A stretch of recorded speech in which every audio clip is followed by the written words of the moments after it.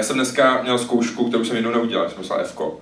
Takže byl jsem mega vystresovaný a dneska jsem se na to učil ve škole a během toho, co jsem se učil, tak jsem potřeboval jít na záchod.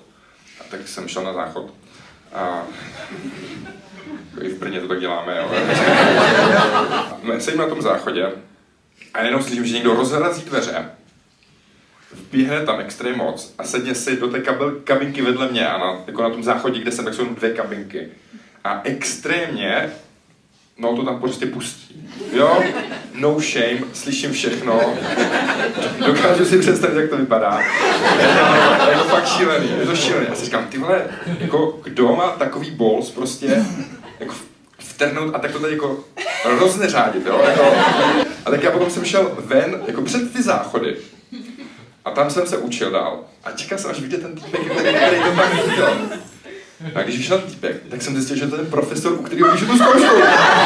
Já jsem se tady tak podíval, on se podíval tak na mě a myslím si, že to je ten důvod, proč mi to dal, protože viděli jsme tohle tajemství a prostě